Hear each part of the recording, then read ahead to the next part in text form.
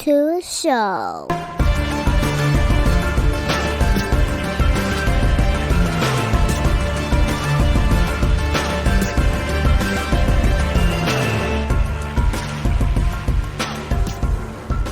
What's going on, everybody? It's Dante again with another episode of Off the Mats Podcast. So, as a few of the past episodes have been leading up, themed about pro wrestling, because WrestleMania is going to be coming up early April. So, the ideal that I want to kind of run with was, I know a lot of you guys in the community watch wrestling, whether you want to admit it or not. I know that you do. Because I do. So my whole feeling was, I know several friends who enjoy wrestling as well, and not only enjoy, but I have one friend who actually traveled. I think he went to like every WrestleMania, or not every WrestleMania, but he went to a lot of WrestleManias in the last 10 years, and then he'll be upcoming. And then also have a friend who was in the business as a promoter. So I want to get those gentlemen on here and have those discussions. So this episode, I have my friend from Nerd Rage Radio as well. So he's got some podcast experience behind him, and Into the Realm as well. You know, those guys, if you all are familiar. I have Mr. Kris Pinkerton with me. So we're going to talk with him and go over some of his experience. What's up, Kris? How you been? Hey, Dante, man, I've been doing as good as I can lately. Hanging in there for sure. Understandable. I mean, that's pretty much, I guess, with this past year, I guess that's really the stance for everybody. We've just been doing as best we can. Right. And I wanted to have Kris on because we've talked before in the past a little bit about wrestling. Yeah, we always seem to be around people who don't want to hear about wrestling when when we're together, so we never get too deep in the weeds with it. It's like anytime like we're there, you'll start bringing it up and I'm getting excited, and then I have to like check myself, like, shit, like there's not a single person in here but us. Right. I want to hear, what's going on, whether it be AEW, New Japan, WWE, NWA. It's like, okay, you know what? That's fine. We'll save it. And I've been like, making a note to myself. I got to find a way to get Kris on here so we can talk wrestling just straight up. And it's like, this is the perfect time. So absolutely. So with just as a viewer of wrestling, do you, are you watching like everything that's coming up, or are you, more so leaning with AEW, more so NXT, Raw, SmackDown? You have a preference? So if right now you told me there's only going to be one wrestling promotion for forever, and what's it going to be? I would, based on what I enjoy the most, is AEW. Mm-hmm. I genuinely get excited on Wednesdays because, oh man, AEW is tonight. And then I watch at Raw. I record a live podcast on Mondays during Raw, so I don't see most of it, but I follow a couple YouTube channels and watch the recaps the next morning. And SmackDown supposedly is moving to Tuesdays, which I'm pretty excited about because I got tired of flipping back between the two. They're both AEW and NXT are on at the same time right now on Wednesdays. Yes. So I finally just gave up on NXT. The other thing with NXT is if you just watch the takeovers, they're going to tell you, I've said for a long time, if you could just watch wrestling pay-per-views and never watch the week-to-week show, they tell you everything that's happened. True. Every little nook and cranny. But I watch WWE stuff also. SmackDown most Fridays I watch. I don't watch TNA. I do have it like on Twitch, but I don't watch it normally. Apparently it's a pretty good product. My buddy Jose is a real big fan of what they've been doing. But yeah, so and I watch old clips on YouTube sometimes, fall down a rabbit hole and end up watching some Jerry Lawler Memphis matches or something crazy like that. I want to watch AEW. I don't have access, so I don't have cable. I think I have access to utilize cable. I just don't have cable. I if got that you. makes any sense. Well, most cable companies will have an app, and if someone has a password, you know, you can watch it that way. Or I can't believe they don't have a way to watch it. And that was one reason I was watching AEW, because it comes on, you know, there's not another good way to watch it. And then NXT, like you can watch the next day on Hulu or whatever. Yeah, that's how I watch Raw. I enjoy NXT. I think I just need to and they're moving though, so that might help me keep tabs on them. But I enjoy NXT when I do see it. I just my brain isn't scheduled to watch it I got you. when it comes on. And that's kind of the same with AEW, but it's more so AEW that I don't like. I'm sure I can go and pull up the TNT app and put in my friend's password, and because I use their password to watch anything else that utilizes cable. Right. And it's like that's one of the ones, because the only thing I would ever watch on TNT would be that. So it's hard for me to always remember, go to TNT, you know, watch AEW. Right. Yeah. I literally the only thing I watch is on TNT is they give me for those 2 hours a week. That's it. I mean, and the thing is, in the bit of AEW that I have watched, I have enjoyed but like I watched pay-per-view over the summer. And it was when they had the Orange Cassidy versus Jericho. And the Mimosa match. The Mimosa match, which I enjoyed that card. And then I just watched Revolution recently. That was good. Yeah, I enjoyed it. The barbed wire match was a little. That was everything up until that point. I was in 1,000%. Then the barbed wire match, I get it, but at the same time, are you talking about the match in general or just the way it ended? The way it ended. Oh, yeah. Like it was just kind of like, okay. Like, so I get it. Well, the way it ended was they had tested the explosives 2 times before then, and everything worked fine. And of course, the time they needed to go, it doesn't. But they did a great kayfabe fix of what happened on the show this past week. Okay, and so storyline fix.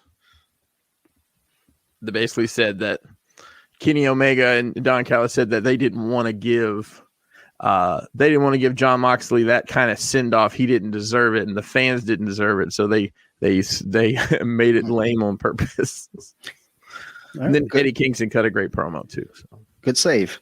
Yeah, I guess all things considered. Because like the match, I mean, it was fun. It was like the entire card was fun. So, and that said to myself afterwards, like I need to watch more AEW. It's just it doesn't have the. I do enjoy WWE, but you know, there's just. I think number one, just with the roster size is so big, you have so much talent that's getting not used. Right. And you know, when you think about that in the back of your mind, and then some of the talent that is being used is just being used in a silly way, where it's like, that, that whatever it may, for whatever reason, they may be getting punished or something. I don't know. But, looking at AEW, it's like, okay, you see what talent's here, that talent's being used. And some things are hits, some are missed, but it's still fun, just to see everybody shine a little bit and get their moment. So, for sure. I enjoy it. They have such a deep roster. It's got to be challenging to figure out what to do with everybody, and people get lost in the shuffle. I mean, think about Aleister Black, incredible talent. When's the last time you saw that dude? I'm glad to see they're doing something with Cesaro. Yes. What's the guy's name? The guy's dating Charlotte Flair. Anyways, the guy that was with Selena Vega. What's his name? God damn it, what's his name? I can't remember it now. Apparently they're doing a great job keeping him front of mind for both of us. But he asked for his release apparently because I haven't used him since I don't know.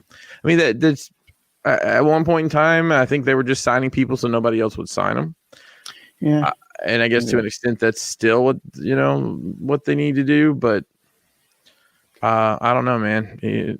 Book some more time to show people wrestling, or let them go work somewhere else. I agree that there was just looking at the roster as a whole, with having the three different shows, even. Yeah. Weekly, I tend to catch Raw weekly, at least on Tuesday on Hulu. With SmackDown being Friday, it gets lost in my shuffle. I just, somehow I miss it. I lose it. I end up watching like 3 weeks of SmackDown in one night, just because it's like, oh shit, I'm that far behind. Right.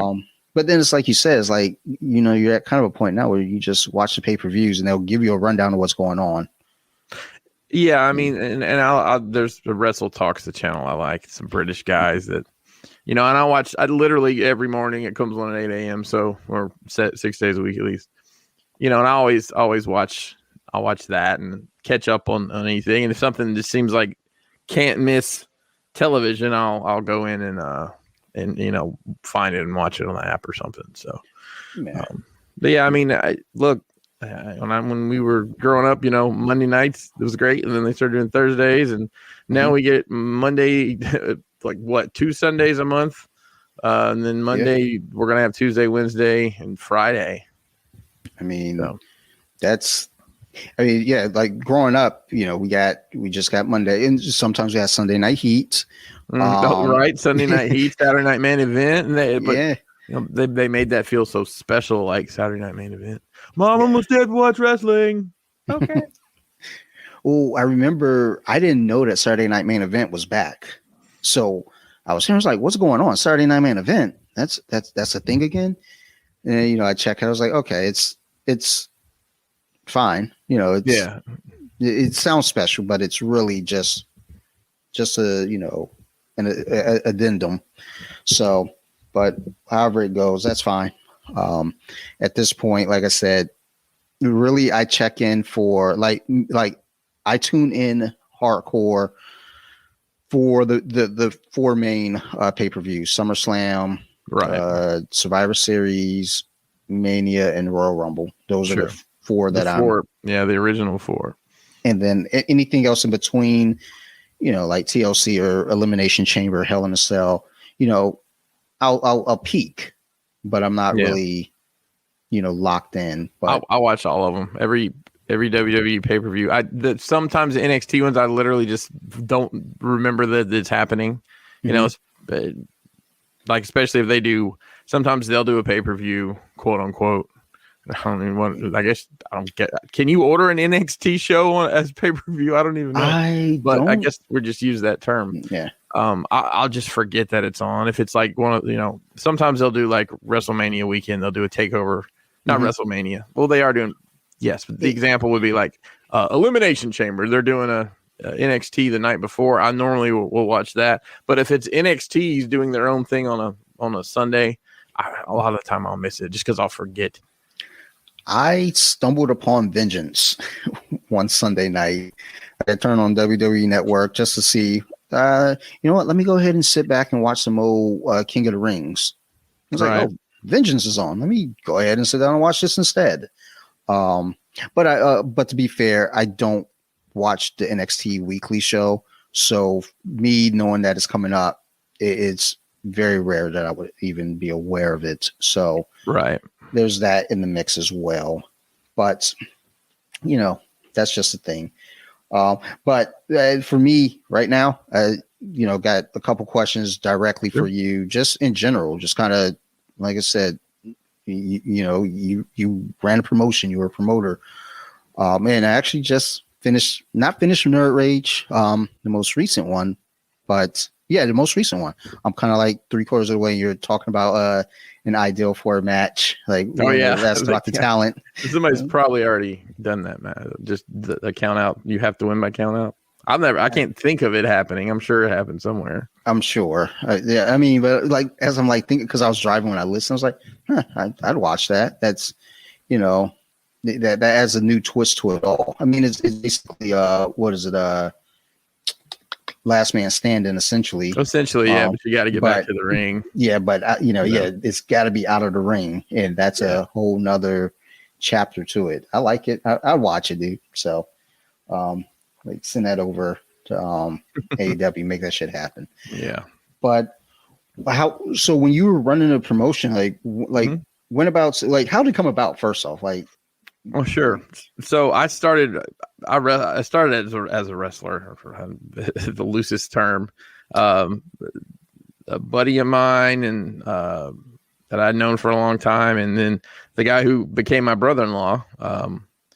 We all, either worked together or knew each other, and another friend of ours this is such a convoluted story. Another friend of ours had a brother-in-law who was in wrestling, and we lived in this little town, and there was wrestling going on, like indie wrestling going on in this town, and it had been going on for like 40 years, and we didn't know about it. If that tells you how poorly this was ran. So we go to this place, and it's almost just like an unfinished house, and they have the ceiling notched out above the ring, so there's room enough to bump and stuff. So like if you got on the top rope, you could hold yourself up. And we learned how to bump. We learned how to do some very basic moves, hip toss, arm drag, stall suplex, maybe just some simple stuff. And I got thrown in there first, obviously, because I'm 6'7". The second match I was in, I got hit by a taser, quote unquote, hit by a taser. And the third match I was in, I got put through a flaming table. Nice. So I knew everything was going off to a great start. So, learning that little circuit there. This is North Alabama. There was this show ran on Saturday. There was a show about 45 minutes away that ran on Friday that a lot of people worked both of those shows. So we started, working that show, go a little further another direction. There was a couple more shows, and the quality of these shows depended greatly on the promoter. Around this time, I had, when I was in high school, there was always these dipshit kids that would cut through our yard on bikes, and my dad would always get pissed about it. So I started yelling at him too. Come to find out, I was wrestling, and this kid asked, we were talking about where we lived, and he told me where he lived. I'm like, oh yeah, my parents live right around the corner. Long story short, he was a dipshit kid that used to cut through the yard. But became one of my best friends in wrestling. We tagged together and stuff, and he introduced me to Ring of Honor. This was like VHS tapes. Hey, did you watch any of the early Ring of Honor? Like, they were literally set up in. It was a very indie situation, They might have had a stage to walk down. It was like in a high school gym or rec center or something. I recently went to a Ring of Honor show. Yes, when I say recent, probably like a year, 2019, right before COVID, right? Yeah, yeah. So that was my actual first exposure to Ring of Honor at all. Like, I was aware of them, but I've never seen anything about them. I just saw the logo. Okay. So just 10-cent tour here. Ring of Honor was kind of came out of nowhere promotion running. They're actually based here in Baltimore. To speak in broad terms, I think they started maybe in Philly though. Kind of some of the crumbles left from the original ECW, but it was a very professionally ran promotion. They had. Had a roster of guys. The matches were phenomenal. It was just, did you used to watch TNA back in the day? Mm-hmm. Yep. Like X Division, those crazy guys in the 6-side ring. So just think that, but turned up another 2 notches. Like, we're just insane stuff. And it's the production of it. And so what was happening where we wrestled was there was guys that, I think about this now, guys that were my age and older, because I'll be 45 this year, that were still wrestling. This was definitely this is just what I go do on Saturdays instead of going to the bar kind of thing. They just, drank in the back of the wrestling show and tried not to commit homicide. There's some stories there for sure. And then there were, I was not the young guy coming in. I didn't start really wrestling, I think, till I was like 30 or 31. But there were, kids coming in that were 20, 21, and they were trying to have these matches with these 65-year-old guys that were drunk. I'm like, these guys are never going to get anywhere. And, me and a couple friends started talking. I'm like, look, we can do a better show than this. We can do a better show. There's no doubt we can do a better show than anybody's doing that we can go work for. There was one other guy was actually an NWA affiliate back when you could buy into the NWA. That was running pretty decent shows. And I had made friends with him through a couple different interactions, and I rented a ring from him. We, talked it up, got people going. We ran on a Tuesday. Was it Tuesday or Wednesday? I don't remember. I believe it was Tuesday. Yeah, it was Tuesdays. That's right. Because we'd set the wing. We'd set the ring up on Monday nights and then go eat Chinese food. That's like and then we'd watch wrestling. And yeah, that was what a time. Anyways, rented a ring, set it up, rented a sound system, had everything set up there, used my contacts, got a bunch of of course, we were still getting some heat from these guys, the local guys. So I tried to book the cream of the over 50 wrestling crop. Now, some of these guys would draw, right? So you got to think about it. You're a promoter, right? You want to put on this quality product, but you know that Jimbo's always brings 7 people with him. And, so we'd run the first show. I had no idea what to expect. And I had taken a step back from wrestling. I had no intentions of wrestling every week. I was going to kind of wrestle if somebody didn't show up, or, we have 13 people here tonight. We need one more to sure, that kind of deal.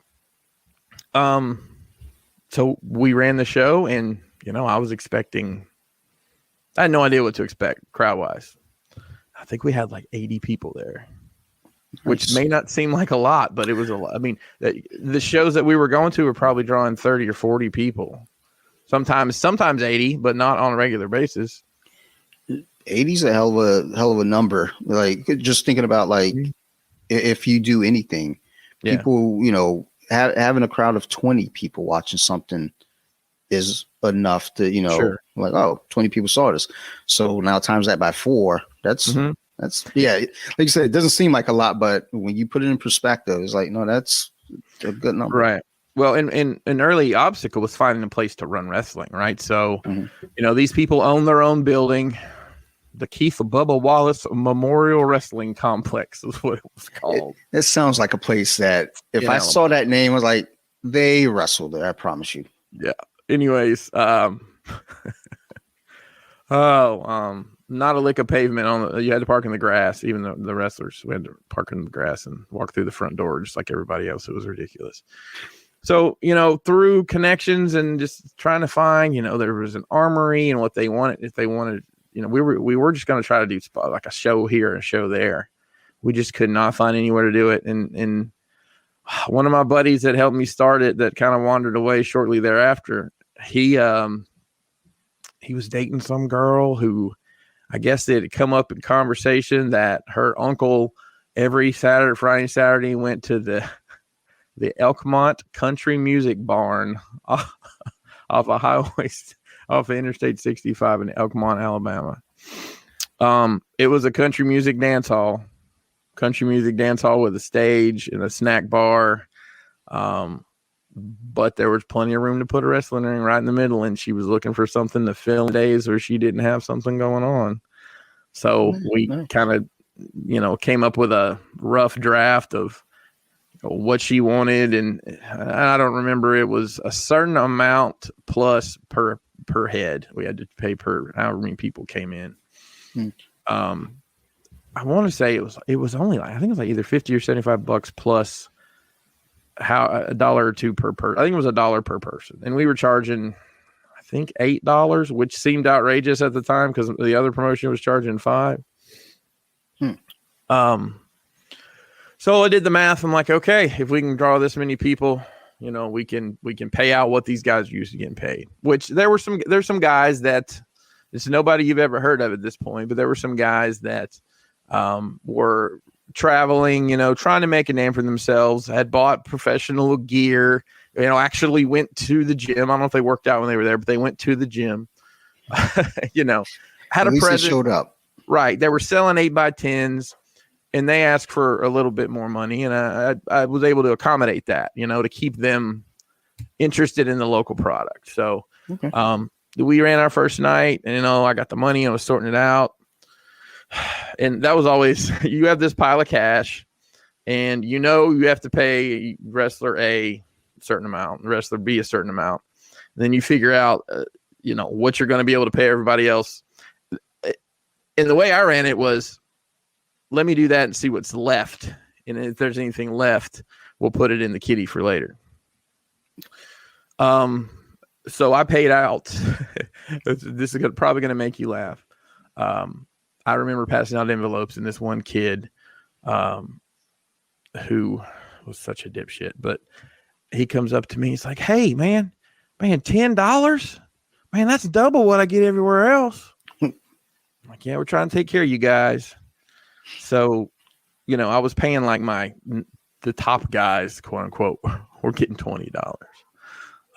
But paying $10 was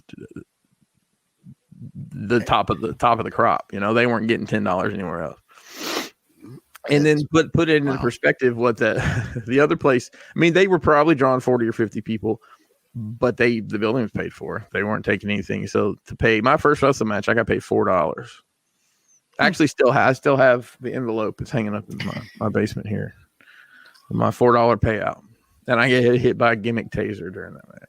It was actually a real taser. That I'm just really glad that the guy knew how to work it a little bit. So, from there, we made some more connections with some of the guys that were traveling. We're working up in Nashville, which TNA was based in Nashville at the time. So I get a call from this guy one day. His name's Adam Armour. He says, "Hey, would you be interested in bringing in some names?" Well, be more specific about what names are. I had no interest in bringing in, Nikolai Koloff or any of those super old guys. Yeah. But he's like, "Nah, man, I'm up here in Nashville a lot, and some of these TNA guys, they don't do anything on Tuesdays." So here comes James Storm, come the Naturals, Eric Young, Cassidy O'Reilly, I believe was the guy's name, Tracy Brooks, female Tracy Brooks. It was all TNA guys, and Tracy Smothers came probably once a month. He was kind of a staple of our show, such a character. Yeah. So just like thinking about I'm still like kind of stuck on the payout part. Okay. Well, because like think about like the overhead and everything too. Having to pay for the spot, and because I was still renting a ring at that time as well. Mm. Later on, we built a ring. So I've actually remember hearing you talk about, at least kind of mention that at some point, just in whatever gathering we've been at. I remember it might have been a Nerd Rage episode. You might have mentioned it. But so yeah, that does ring a bell to me. But like just thinking about like the payout to do, like you got paid $4 for your first match, right? It's just like, wow, like because in the jiu-jitsu community, that's kind of one of those things too. We think about with like some of the bigger tournaments, people talk about the pay, and a lot of tournaments, most tournaments we don't get paid at all. It's just like you show up, and if you win, you get a $3 medal that you could have got down at the trophy shop, but it's a medal all the same. You won. So it just like the one dude getting $10 and like, dude, this is double what I been getting. It's like, wow. Like, Yep. But I mean, I guess that's how it starts. So, you got to start somewhere. You don't get into this. Most stuff like this, you don't get into it thinking, well, I'm going to go down there this Tuesday night, wrestle, I'm going to be able to, pay my bills off this one match. You're going into it because you enjoy doing it. And then if you get $10 out of it, cool. You got $10 out of something you like doing. So right. And a lot of people who like, I'm trying to think. I had other names come in, and we had a young lady that there's a nasty term for what she is, but she financially helped out the business and wanted to see certain people. So she was our money mark. But she approached us. We didn't go chasing her. She's like, "Hey, I'd like to help bring in some guys or anything you need help with." So, occasionally we would have Kirby Mack, who was the AWA at the time, was back around, which Had to shut it down, I think, because it was like they didn't actually have the rights to use it.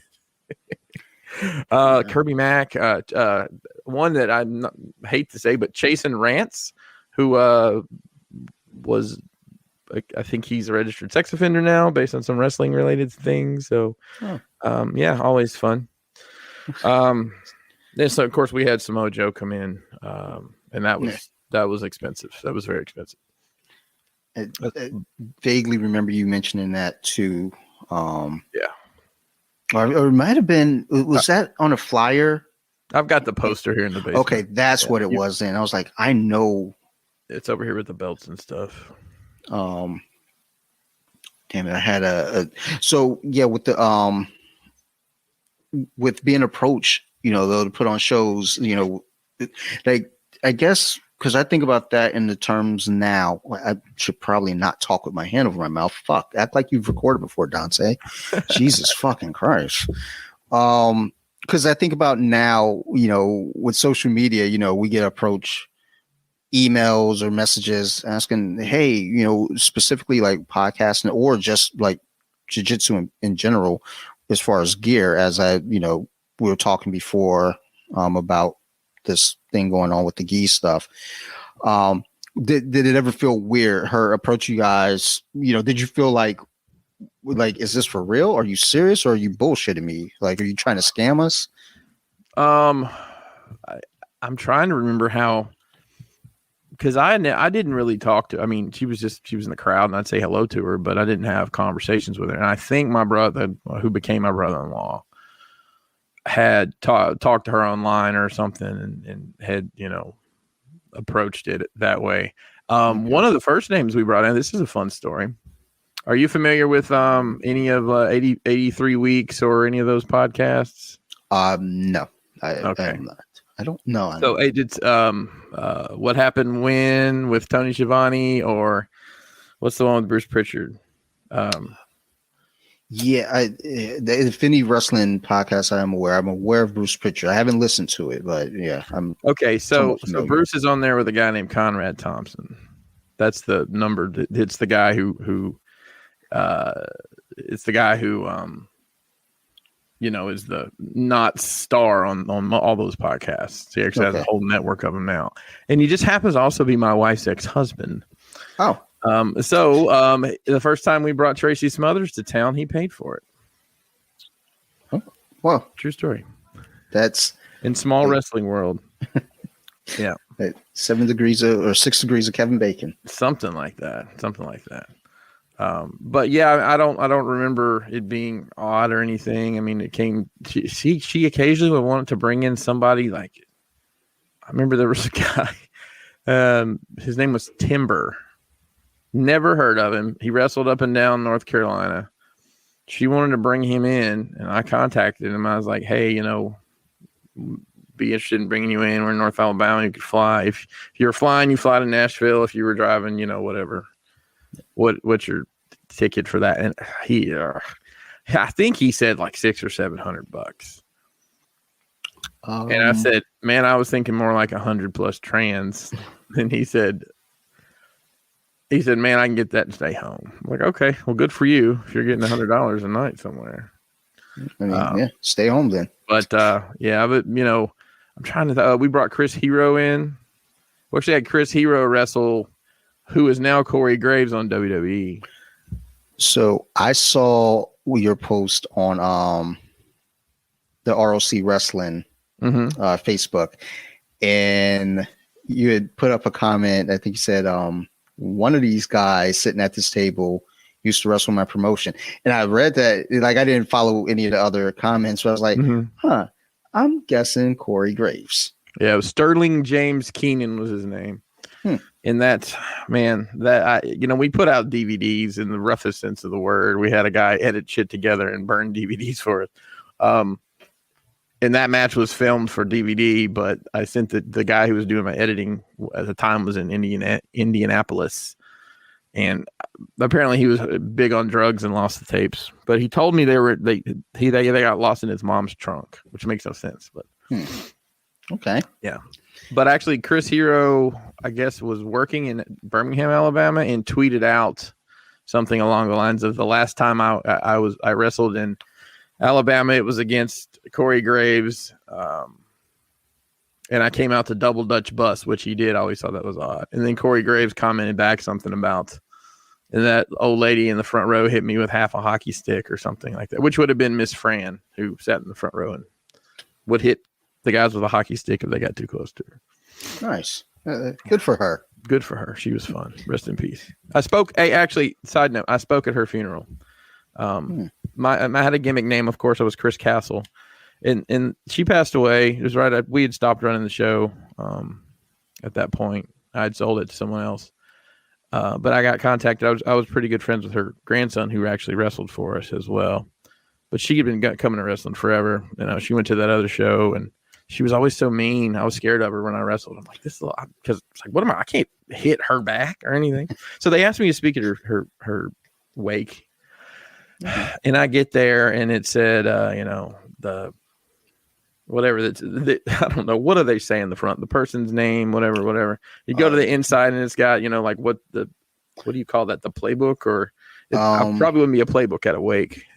That's the only thing that comes to mind. Right, I get what you're saying. Like the table of contents kind of thing. Yeah. And it said officiated by Reverend Chris Castle.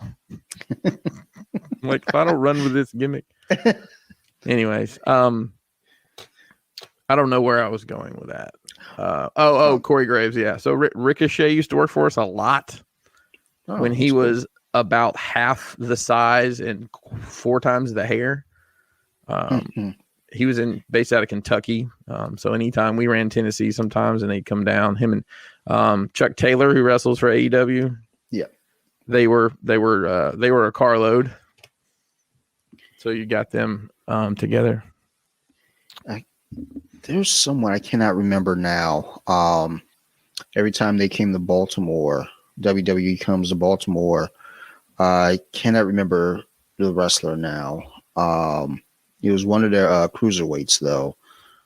That he was a cruiserweight champ at one point. I just can't remember his name off top. It was like every time they came to Baltimore, they made sure that he was on the card for Raw or SmackDown or whichever, or even a pay-per-view. They make sure that he got on the card, even if it was pre-show. Just a local guy, or yeah, it was a local guy, but he he was one of the WWE talents, though. Oh, okay, I see what you mean. They just But yeah, when they came to town, they made sure to put him on the card. And what's his name? The guy who used to come out with Carmella. He's from Baltimore. Yeah, he works with that promotion, I think, in Ellicott City. Not Ellicott City. I don't know. I lost it. Another town. It'll come to mind.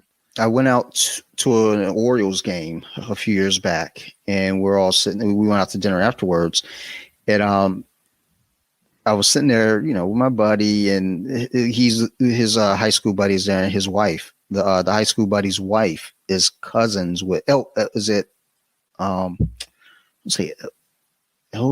James Ellsworth. Yeah, Ellsworth. Yeah, that's her cousin. Yeah. I was like, as she starts, I was like, oh, wait a minute. He's local? Because I never knew he was local. The promotion's in Glen Burnie, the one I'm thinking of. I don't know the name of it. But. Oh, shit. That's like, I could throw a rock and hit a heroin addict right now in Glen Burnie. Nice. Fuck Glen Burnie. Yeah, since their Toys R Us close, I really don't have much reason to go to Glen Burnie. Yeah, there's not shit out here. Like, dude, all the Walgreens out here are trash. I go to Walgreens, try to get an exclusive. I stumbled upon the Emma Frost and the New Mutants, Danny Moonstar 3-pack there, just on some dumb, both sitting next to each other, just on some dumb luck. I went in there. I had $40. Wow. Just enough to get them both. You was going to say, I hope you had your Plus card with you or whatever they have. Oh, yeah. Use my points on these toys. I saw them. My eyes got wide. There was another lady like in the toy aisle behind me. She was looking at some other unrelated shit. And I looked at her, kind of gave this look like if she comes, like I'm committed to fight. And then I picked up both figures, and I'm looking over my shoulder like I did something wrong. I got up to the counter, they rang it up, they said the price. I was like, shit. I was like, hold on, I got points. And and fucking ran out of there. And I've never ever seen like only thing you ever see at Walgreens now is the Medusa figure, Wasp, and those are pretty much the only ones I see there.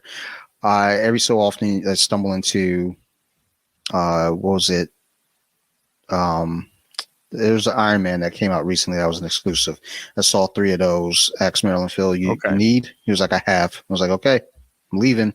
Man, that stuff. So like, I remember I used to work when I lived in Alabama. I worked in Memphis a lot. So I went over there like 2 weeks a month. And I always passed through these little towns in Mississippi. And one of them had like right on the road, because there's not a interstate to get back from point A to point B. So it's 4-lane highway. But you go through some towns, and one of them has a Walgreens like right there. So I'd always stop in that Walgreens. And I was in there one afternoon, and this was back when, let's see. So it was Star Wars Black Series. It was when C-3PO with the red arm had come out from The Force Awakens or whatever. So Walgreens had an all gold exclusive. And I walk in there, and they've got 6 of them on clearance. They just come out for like $10. So I just scooped them all up and, handed them off to people who needed them. Yeah. I'm like, geez, it's ridiculous. Sarah just, because Walmart did a Thanos. They had a Walmart exclusive Thanos years ago. I remember that. Never saw it in the store ever. Never ever see these exclusives in stores ever.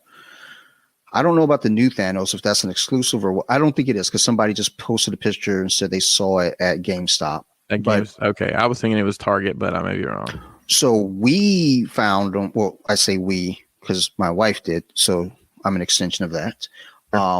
So she shoots me a picture. She's at Target out here at Wall Chapel in I guess that's Anne Arundel County. I don't know. But she sends me a picture. The only reply I gave was yes. I no questions. I was like, yes. And then she shoots me another picture. Like, yeah, there's 4 out here. What? Like, I was like, get the fuck out of here. So I put on Facebook, was like, hey, if anybody needs a Thanos, they're here at Target and Wall Chapel right now. And so I got a couple messages. People like, hey, pick me up one. So Sarah was like, I got to go back and use my points to get my discount, because, that's how, wives work. That's right. So she was like, you want me to grab another one? I was like, yeah. Well, hold on. So, cause my jiu-jitsu coach asked for one. So I showed him a message like, dude, do you really want this? He was like, how much? It was like $30. Like, which honestly, I wasn't going to charge him $30. I was probably just going to give it to him. Right. But he was like, well, fuck that. I was like, okay. Like, there was something about that rubbed me wrong. I was like, all right, well, you don't want to be in this world. Exactly. Like, if probably best to keep your distance at that point. Yeah, because I mean, looking at this basement, like it's a little out of hand at this point, where it's only Marvel Legends. Like, that's what's the sad part.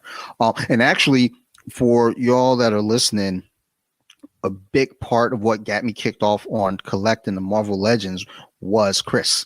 Sorry. So because it was a slow pickup. I bought the Scarlet Spider at FYE years ago just because I liked the design. So I picked it up. I was like, cool. I don't know what I'm gonna do with it, but I have it. And I picked up Scarlet Witch because I love a good crazy, woman who can, destroy reality if she wants. So sure. I picked that figure up. And then Sarah bought me Spider-Gwen over that the previous Christmas in like 2015 or something. And then I'm not sure how or why I saw that you had the X-Men, that first X-Men wave. Mm-hmm. I was like, put me down for one. And then when the time came, and we had just bought this house too. So I think it was delivered and we just closed on the house like the day before. So the first thing that was in this home of any like substance was that set of figures. I opened them up. I didn't know what I was going to do with them, but it was like, this is it. I don't need another action figure in my life. But then I started looking, I was like, well, wait a minute. this is weird though because of the figures I already here. So it's like, I got a Wolverine, I got a Phoenix. I need a Cyclops, I need a Storm, and then so it began. Mm-hmm. And here we are now, about 200 figures later. I've got a problem. I have, yeah. I don't collect Marvel Legends anymore. The last one I got was that carded Kingpin, like just because I thought that was such a cool build to figure it, and it's a little different, but it's fine. My oldest Mason, he collects just Spider-Man. I don't give him credit for keeping it tight. He just does Spider-Man. Spider-Verse, I guess, the villains and stuff. Yeah. So I was like, be glad you're not on that X-Men shit because they just destroyed people last couple of years. Yeah, I'm fucked. But I mean, I'm on that Mezco. I mean, it's a problem. So I said to myself, I was only doing mutants from the 90s mutants. And I've held true to that for the most part, but then I started going with MCU. Mm-hmm. And even in that pocket, I'm very selective. Right. And I have a handful of Spider figures. So, listen, he was an X-Man at some point in time. Well, they tried to recruit him. I don't know. They thought he was a mutant. And he was like, no, I'm not a mutant. And so I think they were both on each other's cartoon as well. I think the X-Men were on. Oh, I'm sure there was a crossover. Where's Phil? We'll ask Phil. Phil will know. Yeah, it's season 7, episodes 9 and 10. First aired in 1993. Phil will know it inside and out. Have you seen the new Oreos? I love when he comes over. This last time he came over because he was rushing from work. He still managed to bring cookies. Yes. From Subway. He always brings desserts. Like you say, he is the Cool Desserts Table Network's Baby D. I said that on Nerd Rage. Yeah, like when you said that, coming out. Dude, when I heard that, I was driving and I lost it. But it's true. It's like a bite that shoots glitter in your mouth. So I put up a post the other day, and I was like, wait a minute, because I never use the fridge down here in the basement unless there's beer and Gatorade down here. Two things you always need. Yeah, like I need the Gatorade to rehydrate me after I get done drinking a fucking 30-pack of beer. So I look next to this box of wine. I was like, who the fuck brought blackberry ginger ale here? Oh, you know who that was. That's just good. Did you drink any of it? Oh, it's delicious. I just finished it. Oh my God, that shit was magic. Yeah, that stuff was really good. I think because Phil came through for right first of the year, I think. And he brought some Oreo. I think, did you bring Oreos? Yeah, he brought like white fudge covered Oreos and then some sodas that we drank, and he left them here. So yeah, I meant to tell him he left the 6-pack of Coke here. I can't remember what kind. So when he was rushing over, I meant to tell him like, dude, don't grab a drink. You have drinks here. But yeah, every time he shows up, it's always a treat for the family. And it's like, dude, I appreciate that. I can't thank him enough. But at the same time, I'm like, dude, I'm trying to lose a little bit of weight here. Yeah. So I've been watching the back and forth with he and Laura about the Oreos, and then Joe's in on it now. I'm like, I'm not fucking with y'all because I don't like, a sleeve isn't a serving for me. A bag is a serving. So yeah. I got to step away. But as everybody who listens to this show understands, I do get sidetracked. Hey, listen, it's just an extension, man. Yeah. Well, that's what I think also whenever I have anyone from, the Nerd Rage team on, it's like, honestly, like, yeah, I want to talk about a specific thing, but hey, man, like, you know where this is probably going to go. Yeah. It's like, because I was actually going to open with the whole X-Men thing. Yeah. I was like, no, let's just jump to the heart of the conversation, and then we'll get to the X-Men point, because I can't avoid it, because I'm sitting here surrounded by like everything. If there's anything that I'm really collecting, I have a collection of Wolverines. Yeah, like I have a shelf of nothing but Wolverine, and I mean that's such a good figure to or a good character to collect, because Yeah. I mean, more than likely you're going to get at least 2 Wolverines just in Marvel Legends every year. Plus, there's a million other. There's the Mezco Wolverines, which by the time this airs, I'll send you a link to something this week that might pique your interest.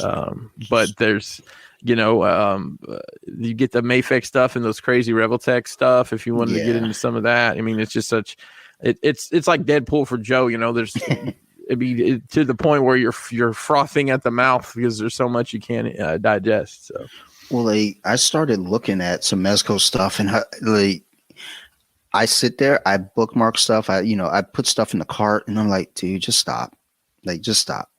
Yeah. Then now I was looking at, because I'm really kind of on the tail end of the mutant stuff, because what I was trying to do is just get the 90s mutants of relevance, meaning the X-Men Gold and Blue, that's complete. X Factor is kind of complete. I need a true Wolfsbane. Okay. X-Force, I need a Feral, and I need Excalibur. I only have Captain Britain and Nightcrawler. Really, there are other characters that I've just kind of peppered and say this is a pretend Excalibur, but who's gonna really know? That's why I don't let y'all into my basement. Oh, come on, y'all will look like, what the fuck is this? Isn't X Factor or Excalibur? And I'm like, hey, listen, I'm not the one that would judge you like that. Mainly because I'm looking around. You've been in my basement before, which I've changed it since then, but we're doing a hard house reset, and it has nothing to do with dicks, I promise. My wife wanted a new entertainment center kind of thing upstairs, and she also had decided, since she has quite a few collections and none of it is displayed anywhere except the basement, that she wants to display some stuff upstairs in our living area, which is exciting as hell to me. Yeah. So then before she bought that, we bought some IKEA furniture off of it's not even Craigslist anymore, Facebook Marketplace. Yeah, that's a whole nother story. Anyways, long story short, got it all in the house. She hated it. So it's all coming down here, which, hey, more display space. Well, we want to build a wall right here and make this back part, behind me here on the camera, a secondary workspace, because I got all the 3D printers and the resin kind of stinks. She doesn't like it. There's a vent there. Plus there's a door and we can store materials here. So that's why things are just a wreck. I mean, I've got totes full of figures that I get new shit in because, I can't really mess with anything or put it where I want to put it right now. But if I don't buy it when it comes out, I'm either going to pay double or never get it, So this Mezco game is wild. But yeah, I feel you there. I mean, listen, I'm not a collection judger like some people. I'm not going to shame anybody. I look at the basement right now, and I always say, look, I'm not going to get hot toys, because if you look at my basement doesn't deserve a hot toy. It looks like, I don't know what it is. But then after WandaVision ended, they showed the Legend for the the new setup, and then the White Vision. And then I think I saw a hot toy, and I was like, if there's any hot toy that'll get me, it is Scarlet Witch, because I love it. That new one, it's a breathtaking piece. I have a Scarlet Witch from a movie. I don't know. She's got on pants, I think. I don't know. There's 2 different ones. But that's a breathtaking figure. I saw it and I was like, this might be it. This might be the time that I just got some sort of little glass cabinet down here. I didn't get a Detolf because they're all sold out. Oh, really? But I got some little setup, and I'm going to get a second one to put on the other side of the TV. Okay. And the question I was asking myself is, what am I I have enough figures, that I can't, it doesn't matter. Something's going in there, but there has to be a purpose, and it has to make sense to me. And I've thought a lot about, right now, I got these really nice cabinets. They're basically the showcases you'd see at a trade show. There's got them at a flea market that was closed. They have a mirror back. They're lit. They're very nice. And I've got stuff in them, and I try to make it look nice, but it's to really make this look nice, I need to cut about half of this down. So I think I've come to the realization through obviously, Nerd Rage and other things is I think my display doesn't have to match my collection. I can have all this shit without having it on display and not having anxiety about it, because that gets me a lot. Is, my God, I've got all this stuff, but I can't. I don't have it out, or who the fuck's going to see it right now, anyways. But I don't have it out, and I feel anxiety about it. But in my mind, I've got to get your display and your collection are two separate things. So over COVID, my basement just flooded. No, the pipes burst in the ceiling. It fortunately, there was very minimum damage besides the actual drywall itself. But okay, I ended up having to pull down a lot of my figures, so everything was in this giant box. The only things that didn't come down were I have this curio cabinet with, looks like on the top shelf, Sarah's Dark Crystal set. The second shelf I have all my mutant villains. And then the third shelf is the X-Men Gold and Blue team. Then the bottom two shelf are like a bunch of Disney statues that those are also Sarah's, which I do like those statues. They look really nice. So I'll claim them. Just like the Tinkerbell little joint with the mirror. That shit is beautiful. Right. So if people ask, like, I think I used it for one of like the episode pictures for one of these podcasts. And I was like, that shit's mine. Like, she can't beat me.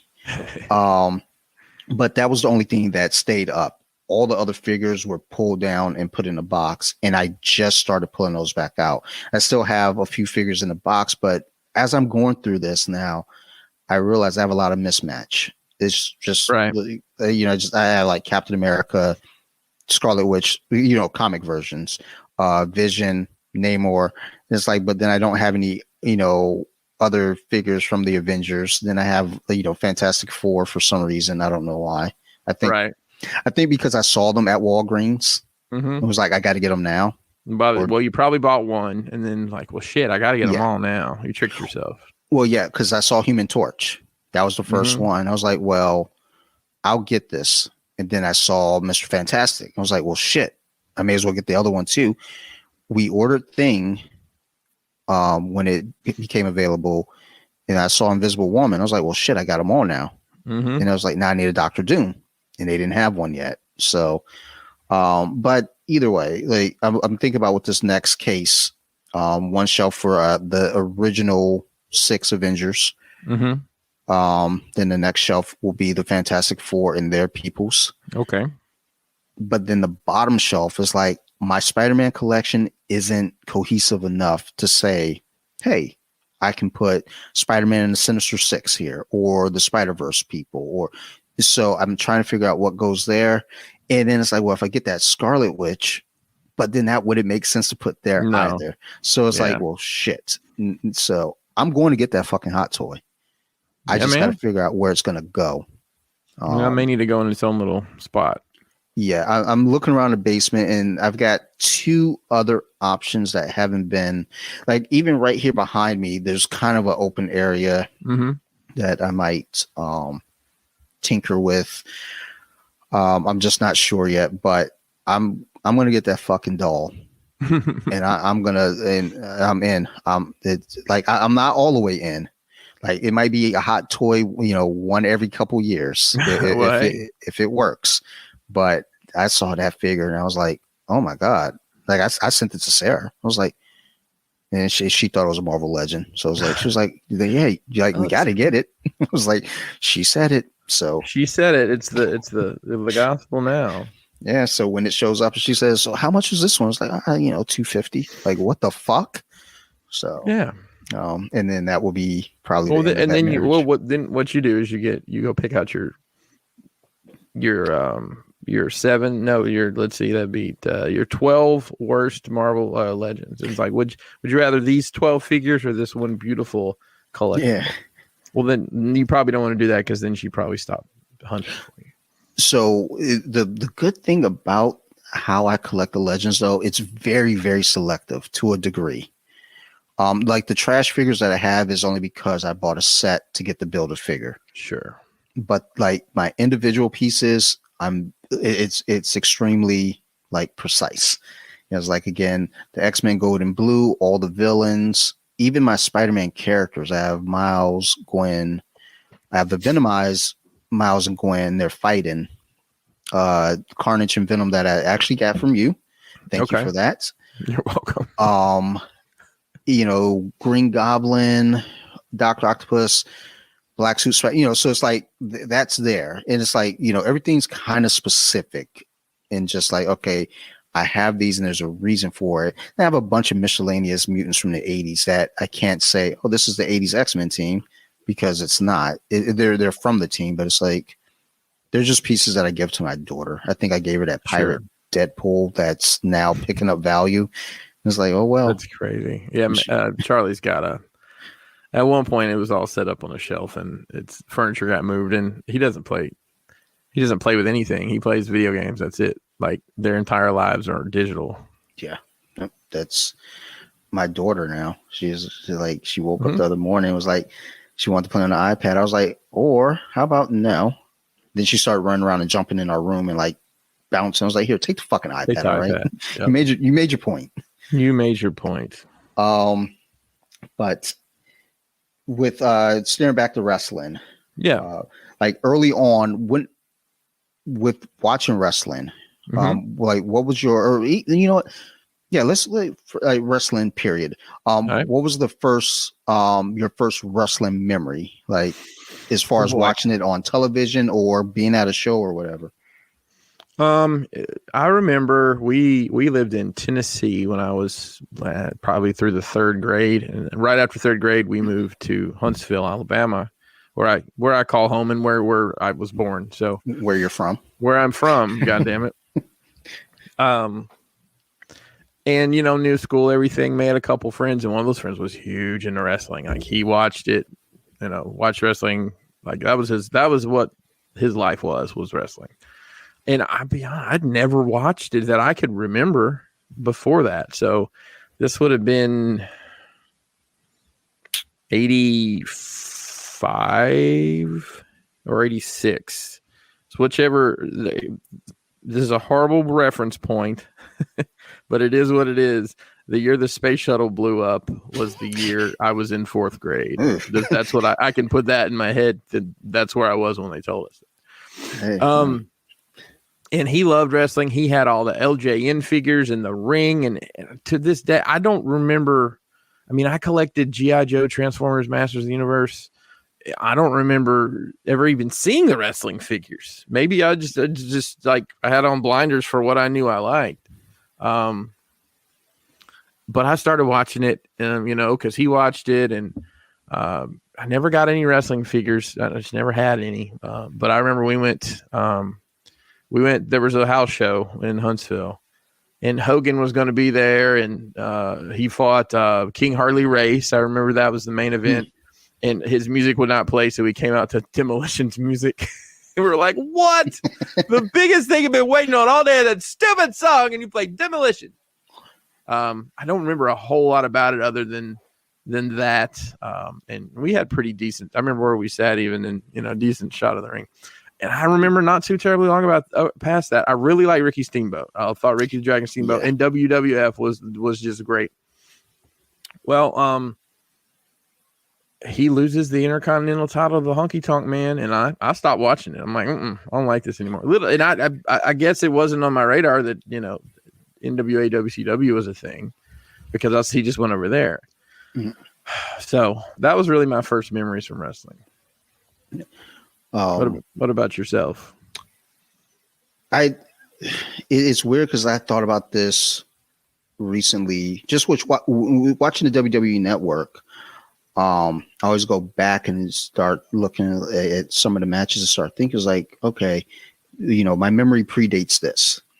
Right. I think the big standout was WrestleMania 3 when it became kind of a mainstream, like major mainstream thing, because I believe WrestleMania 3 was at the Pontiac Silverdome.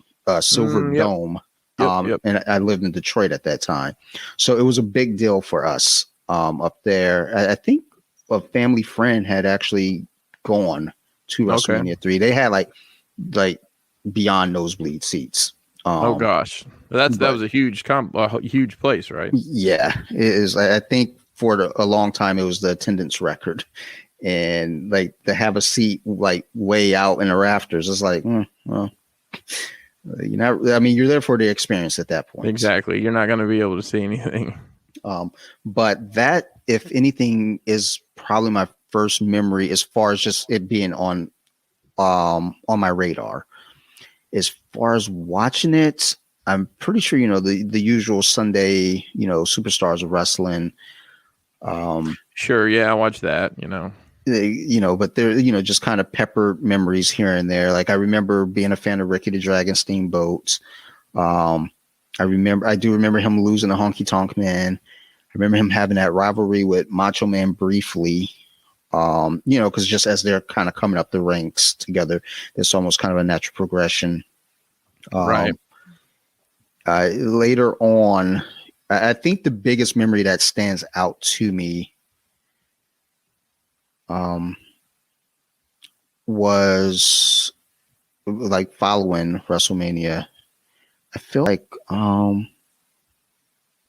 it might have been prior, but Hulk Hogan in a steel cage match against Paul Orndorff, Mr. Wonderful Paul Orndorff. Okay.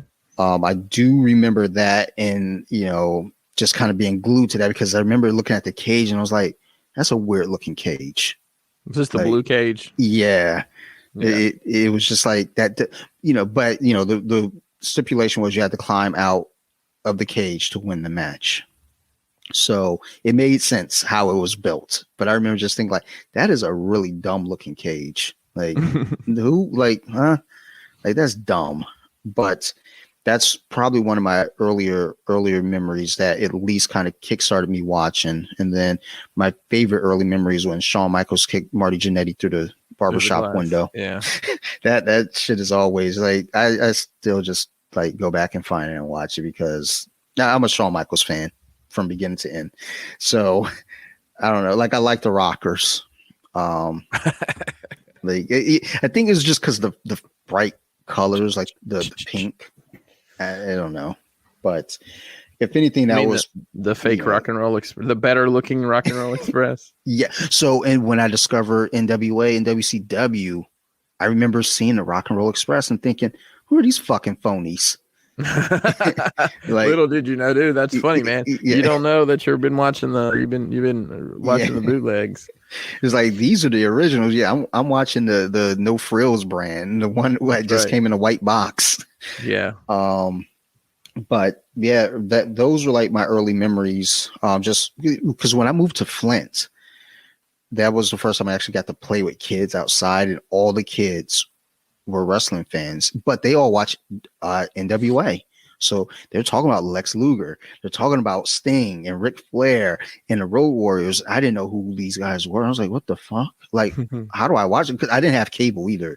Like my foster family, we didn't have, like, I was the reason we got cable because I came home crying one day because I couldn't watch Double Dare on Nickelodeon. So my foster mom, rest her soul, got cable, and we had USA, we had Nickelodeon, MTV, VH1, all the stuff. I was like, oh my God, like this is a different world to me. So, I still couldn't fucking find NWA though. So it didn't matter. So I remember that same friend that kind of introduced me to wrestling. I remember, and this boggles my mind thinking about it now, that whole Ricky the Dragon Steamboat, not ever seeing him again. Kind of like, I guess he's dead. I don't know. Because I promise, any day I went to his house, like right after school, Ric Flair had been cutting a fucking promo on the TV. Like I just distinctly remember, and it was on TBS, is where it came on the Superstation, probably at 3:35 or something crazy shit like that. Yeah, they always had odd times. At 6:05. That's weird. Well, it's just a gimmick. It's just a gimmick to give people a few extra seconds, or it was actually to boost the ratings of the hour by the end of something running over. It's just them basically tricking the system. I mean, they figured it out. So, like thinking back to the first wrestling memory, we get kind of that. What was your first WrestleMania that you recall? Like really being into, like not just being aware, but like you watching, was like, okay, this is my event. So I remember like, I mean, I didn't really even know wrestling. I remember being at one of my uncle's houses, and he'd always take us to the video store, which we went to the video store all the time, you know, locally, our little mom and pop video store. And I never did get it there, but I'd always rent a WrestleMania. And it was one of these uncles is like, his house was super boring. There was literally nothing to do. And I knew like, okay, this is a 4-hour thing. Because that's about it. Was like, I remember WrestleMania 3. So it was like 4 hours. Yeah. 5 hours. I'm like, all right, this will keep us entertained. It was like a double VHS. The first one I remember being like super pumped about, I got back into wrestling like, I was probably in my early 20s, 22, 23. The aforementioned friend who got me back into wrestling then that we started the promotion with, NWO had just happened. DX was popping off. And that's when I got back. That's what pulled me back into wrestling. Same. And whatever that WrestleMania with Stone Cold and Shawn Michaels and Mike Tyson, that was like, that was the one I was like mind-blowingly excited about. I think that was 97. I want to say I can't remember the number, but I remember. I think it was like WrestleMania 12, something. But I remember that one too because that was a big one. I think that was a big one that, you know, I kind of. Not because of the Mike Tyson thing, but it was like, you know, Shawn Michaels and now Stone Cold. I was like, I like the Stone Cold guy, but it's Shawn Michaels. I think The Rock broke away from the Nation at that pay-per-view, if I'm not mistaken, to kind of set him up as the next big top guy. Yeah. And we would go to some house shows right around that time. Not house shows, actually. They were Raw tapings in Nashville, which was, you know, an hour and a half or so from where we lived. And there's an episode of Raw from around that time. We had second row seats underneath the camera shot. And whoever had the front row tickets, like, I think they were there for like 20 minutes. So we had front row seats to this.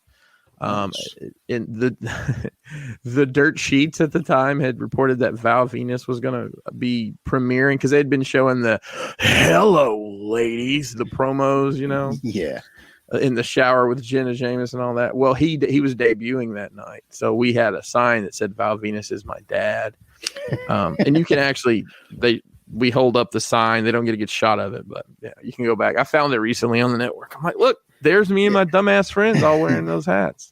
I was going to say, I think I'm probably going to go back and watch some WrestleManias and Raws later on today now. Just like, okay. There you go. It's so easy to get to now. I'm kind of concerned what the Peacock thing is going to do to our cataloging.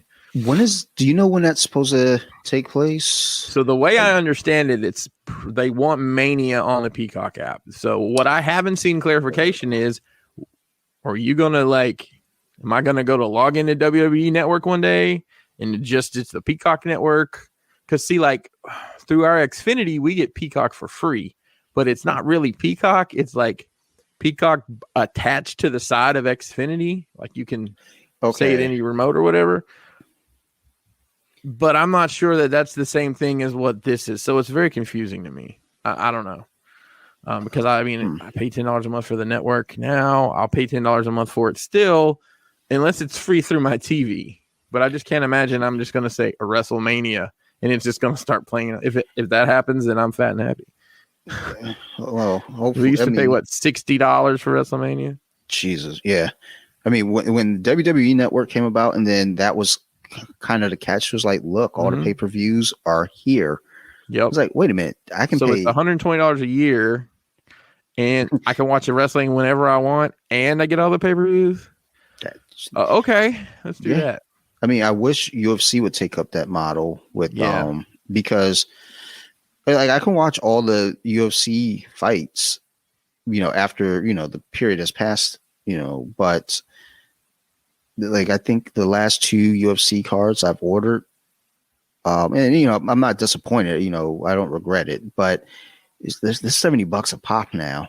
You know, man, every once in a while there'll be like one fight I want to see on there, and I know I'll enjoy the whole card, but fuck. I mean, AEW pay-per-views, I buy them and they're $40, $49 or whatever.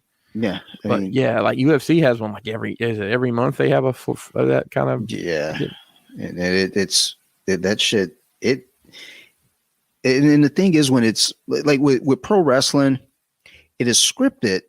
And the thing is with that, you're going to be entertained. Right. Like, it's like, okay, they're putting on a show for you. You're getting your money's worth for the most part.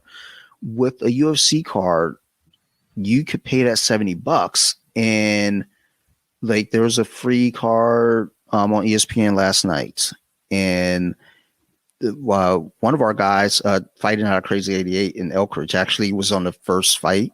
No shit. The prelims, 1 in 16 seconds. So this. Well, see, that's, I remember back in the day when Tyson was knocking everybody out. And those those pay-per-views back then, I think they were $50 or $60 back in the late 80s, early 90s. Yeah. Yeah. Like, y'all have not worked your sorry, I'm ordering my coffee. Thank you. They have not gone up inflation wise. So you look at the average American income from then to there, but yeah, fuck, I'm glad they didn't, because getting to say that, I remember people just always being furious and like, well, it's like gambling essentially with a Mike Tyson. Yeah, you're going to get an undercard of a bunch of matches that they don't even advertise. You don't know who these people are, and then you're going to get probably an hour build up to this Tyson match, and the likelihood of it being 30, 40 seconds is pretty high. Yeah, I mean, it was so, and that's kind of the thing with MMA, because I've been in and out of MMA, UFC as a fan since, I want to say 95, because the first one was in 93. We didn't watch that from the beginning, but I remember renting a tape of one of the very early ones, and it was just like when Tank Abbott and Dan Severn, it was just brutal. Like when it was horrible mismatches, a sumo wrestler versus a jiu-jitsu or a kick guy. It was just like my one of our childhood friends, Cedric. He took Taekwondo. Okay. And I remember he rented it. His parents rented it from the video store up the street. So we come back, we sit down, we watch it. And we were fascinated. We were just blown away. We were like, holy shit. Because this was where you will finally get to see what martial art is the winning martial art. Like, who's the best? So now we're introduced to jiu-jitsu. But, we watched the first 2, maybe 3 on VHS. And then I remember he ordered one. His parents ordered one for him. It might have been number 5. And, we're kind of, we would get them every so often. They wouldn't order everyone because it wasn't every month back then. It was like maybe every 6 months. And they would order them kind of like, I think it was pretty sporadic. I don't think it was on a regular schedule. And it wasn't a month. It wasn't a schedule for sure. But it's like there was this window where it's like, you get like maybe 2 or 3 in a calendar year. And then, we stopped watching for a while just because, it got to a point where it was like, there's only so many times you could really kind of see the same thing over and over because it was just really just brawling. Then they started making rules, which I you can't punch him in the dick. No thumbs to the. I mean, it was some pretty basic shit. You can't pound on the back of somebody's head while they're unconscious. Yeah, and I like that there are rules because now it added something there. It made it like, okay, this might even the feel a little bit for certain fighters. Right. Okay, let's see. Even though Coyce Gracie, the smallest guy was still winning most of these. But, it's like, okay, let's see where this goes. Then, I step away. Then there was what we'll call the dark times for UFC when like a bunch of states banned them. I remember I didn't go, but my friend went and I was invited to go to.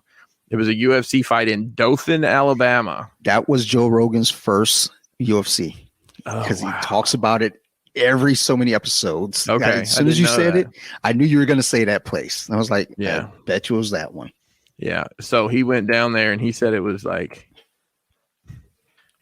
we had been to like a couple local wrestling shows and he's like, it was just like a little bit more organized than that. That was February of 97. Yep. And that's kind of when I started coming back a little bit. Like I was in and out and then I stepped completely away, but I was aware of certain names like Tito Ortiz, Chuck Liddell. These were the mainstream names. and then I mean, there's a couple of names. There's Vitor Belfort was on this card. Mark Coleman beat Dan Severn on that card. Mm-hmm. There's a couple of names on it. Yeah. It was called Judgment Day, and that was actually Vitor Belfort's debut. Okay. It looks like he. I was going to say wrestled. Looks like he fought twice on here. Because he beat Trod Teligman, TKO in a minute 17, and then. Yeah. He also, maybe there was a tournament or something? Possibly. Then he beat Scott Ferrazzo, TKO in 43 seconds. Because I think he won a title, perhaps, of some sort. Because if there was a tournament. I know he was like one of the younger champions. But, yeah, like, there are names. Like, Mark Coleman, Dan Severn was still active. Shamrock was in and out because eventually he had his rivalry with Tito, like in the early 2000s, because that's when I started coming back to it a little bit because they had a video game. So I was like, all right, let me play this game. And it was just such fucking dog shit. But, given what it was at the time, we were just excited to see there was a game. And then the big boom happened in 2005 when they had the Ultimate Fighter. Right. Well, they got bought by Zuffa or whatever, right? Yeah, Zuffa bought them in 97 or 99. They bought them early on, but they were losing money. And then the Ultimate Fighter was kind of that Hail Mary, like, look, let's just try it. And if it works, it works. If it doesn't, I think the Fertitas were about to sell the shit anyway. Yeah. But Dana White was like, come on, let's just try this. And it worked. And I've been a fan majorly since. Okay. Like balls deep. Just like every pay-per-view that was coming out, I was ordering them just about every month. I'll tell you, the Ultimate Fighter hooked me, and I remember like watching that, like waiting for it to come on. I remember where I lived, the apartment I lived in, and everything around that time. And like we'd order them because there was Consequence, Yep. And then of course Big Country was on there. Yeah, Big Country. He's the everyman fighter. Like Big Country, and it's funny because when he was on the Ultimate Fighter, it's like, wait, that dude's he was like the IFL champion. Like, right. Why does he have to go through the house? He's actually a champ. Like, fucking give him a contract, which he ended up earning his contract. I mean, I think in the house he was like the only one who was actually like discounting Kimbo. He was the only one that was like an actual signed fighter. Well, yeah, because Kimbo fought with Alex. I can't remember. Elite XC in another promotion, and Big Country fought for IFL. And, the other guys fought for some other smaller leagues too, and some of them were just like kind of up and coming, like Brendan Schaub. Who eventually had a pretty decent career with the UFC. Now he's a stand-up comedian. There you go. But I've forgotten about a couple of these the guys that like Forrest Griffin and Stephen Bonner came from there. Yeah, they were the big main event for the first Ultimate Fighter, and that's what exploded the popularity because basically they just got in there and they swung for the fences. And what I was just recently talking to someone about was like people forget that Diego Sanchez won the middleweight tournament for Ultimate Fighter season 1. He beat Kenny Florian, two veterans of the sport now and longtime UFC fighters. And everyone, because that was never showcased or even mentioned. Everybody remembers Stephen Bonner and Forrest Griffin because that was the big fight. And then the sportsmanship afterward, they beat the shit out of each other. They hugged each other. They were good friends.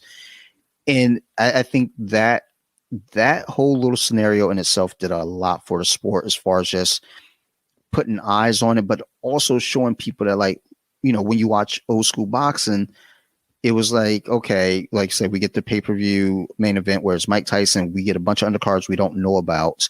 Right. But with UFC, even though they didn't have like a weekly program like Monday Night Raw or SmackDown, if you were you were aware of these fighters. Right. And I think they did a great job with that. And I think boxing promotion, it probably until today still doesn't do a great job with that because who the fuck are these guys? Give me a reason. I mean, they might build. I make a comparison to the Olympics sometimes because the Olympics aren't going to promote every fucking swimmer out there, right? But Michael Phelps is swimming at 4:00 on Tuesday or whatever, so they don't. It turns out there's a great undercard of swimming as well. Yeah, but you might not, because you're always going to promote who's on top. I mean, WWE, they do the same thing. Yeah, your money build a show. Yeah, give me a little bit of a reason to care. Put a little bit. I mean. Yeah. I'm okay if, and I've said this for years, if UFC, if the in-ring action is 112% real, but if you build some fucking characters around that and talk some serious character shit and not get fucking feelings about it and, get your ass beat in the ring, that's a different story. But that's where we are now. Are they doing some story-driven shit in the UFC a little bit? I don't watch it at all. Only thing I know is that there's shit that was happening on islands at some point. That's all I can tell you. But I haven't seen anything in a long time. I enjoy watching it. I just don't. I mean, I don't know. Like, there are characters now, but people kind of, did this on their own. They figured out, like, look, wait a minute. So I remember when Conor McGregor debuted. Mm-hmm. And, he was an outspoken guy, but he wasn't what he eventually became what he is. But, sure. During one of the press conferences, maybe it was post-fight or maybe it was a press conference, and where he stood out to me, where he caught my ear. He got a knockout bonus, and, he's talking at another press conference like, well, I got to keep winning because how else am I going to afford these $3,000 suits? And exactly. I was like, huh. And then you start kind of really paying attention to this guy because you're seeing him go in there and not flash knocking. Like he knocked out Jose Aldo for the title, like in 13 seconds. But his other fights, he was winning them, but he was winning them in an impressive fashion where he was just really technical, really good. And he talked so much trash and backed it up. Right. Then, you had Chael Sonnen, who was talking shit back in 2010 when he fought, before he fought Anderson Silva. He was talking a lot of shit, but nobody heard him. Okay. Then when Anderson had his dud of a fight in Abu Dhabi with Damian Maia, Chael Sonnen stepped up and started really talking shit. He went to Dana and was like, let me beat this guy up. And they got the fight booked. Chael was talking shit all the way up to the fights. I remember the fight very clearly because our friend Mario, when he passed away, his funeral was the night or was the day that fight took place. Okay. So Brutus and I went back to the house, ordered the fight, just kind of like, let's clear our heads. And then we're watching Anderson Silva get the shit kicked out of him by Chael Sonnen. Wow. And he still won. He ended up winning on a Hail Mary triangle choke at the end. like less than 2 minutes left in the fight. He threw up a triangle, caught him, won. But, this is where now you're starting to see the evolution of these characters being built. Right. And now we're up to current times where we have Kobe Covington, who is a fucking phenomenal fighter. I love watching this dude fight. It's just, he's got great cardio. He's a good wrestler. He's a good striker. He's really fucking good. But UFC was about to cut him because he was born. So he decided to go with this gimmick where he was wearing these cheap suits and he had a MAGA hat. And he was going around basically, carrying around Donald Trump Jr.'s book. He was being a complete dick. He's like taking photo shoots with hot girls and, talking all this shit. And the thing is, behind the scenes, he's a really fucking nice guy. Right. It's like, he's super nice. I'm like, dude. And when he fought for the welterweight title, it's still one of my favorite fights because it was just such a good back and forth. He ended up losing via TKO. He had his jaw broken during the fight. Yeah. But, you got these characters that are kind of developing. There are these storylines of sorts that are developed where you had Conor just recently fight Dustin Poirier. They fought earlier in their career where there was a lot of shit talk, and now you see them now at an older age and there's a lot of respect. They're hugging, they're being really nice to each other. Dustin came out, won that fight, so it's 1-1 now. So now you got this trilogy being talked up. Jorge Masvidal, this guy, the Street Jesus, he's out there talking shit. He knocked out former ONE FC champion Ben Askren in 3 seconds. Wow. So in off of all the, it's off all these characters that are being built, they're also backing it up. So that's the important thing. You can't go out there talk shit and then get flatlined. I mean, even bringing over CM Punk, and CM Punk was very respectful when he came over. He wasn't a shit talker. He came over, it didn't go well for him. No, but he did it. I mean, he put in the work. It isn't like he just sauntered in there like a Vince McMahon walk. And, I just honestly think, I mean, training for pro wrestling and training for MMA are completely different creatures. Yes. I mean, you think like those guys, you train in pro wrestling to wrestle 5 to 7 nights a week, at least, right? Mm-hmm. In MMA, you train to fight once a quarter, right? Once a month, maybe. Well, so you kind of always want to stay on, but when they're like you have a fight coming up, right? It's usually like quarterly. Like your I think the position you need to have your body in is the position you need to have your body in for a mixed martial arts bout is completely different than the position you need to have your body in to wrestle for the next 12 days straight. So that's what I'm saying. So the training and the people, like we started our little conversation here about where did you fall in? How'd you first, UFC?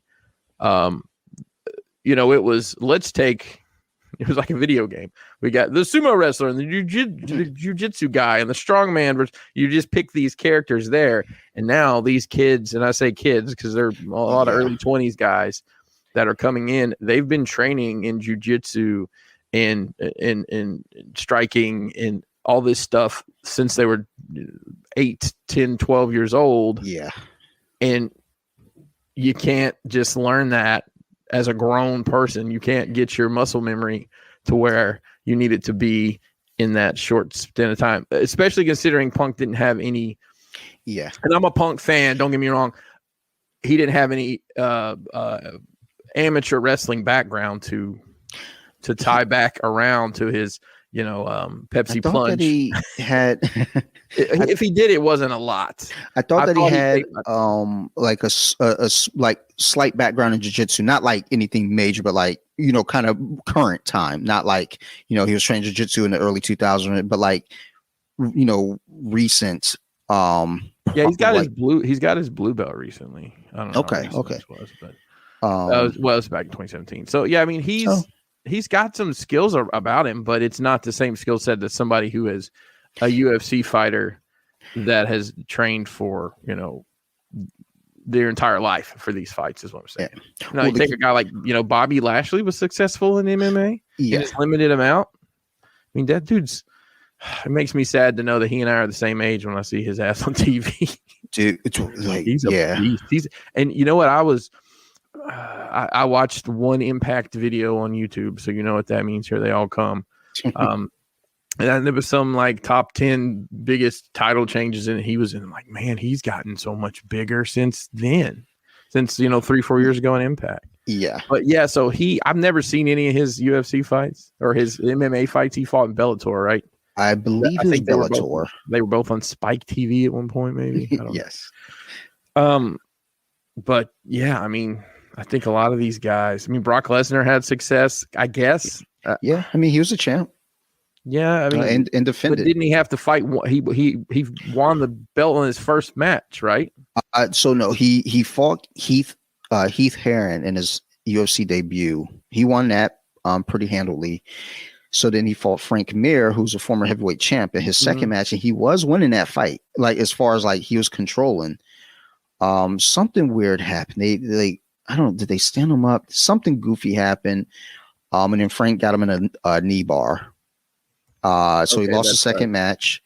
Then he he might have debuted against Frank Mir. I'm sorry, and lost that match. He did debut. He debuted against Mir. The second fight was Heath Herring. Yes. And then he defeated Randy Couture, which correct. What the fuck was Randy Couture doing with a heavyweight title in 2008? Or did they put let me listen. I know this is fighting. This isn't predetermined. It isn't staged. But do you put a guy like Brock Lesnar that you want on top in the ring with a guy like Randy Couture, who you know can get a good fight out of Brock Lesnar, instead of putting somebody in there that's just going to try to knock his head off? So, I'm not saying there's anything fixed. I'm just saying, if you want a good fight, listen, if you're going to make dinner, are you going to put a bowl of corn puffs with your steak, or are you going to put a nice, healthy, loaded baked potato beside your steak?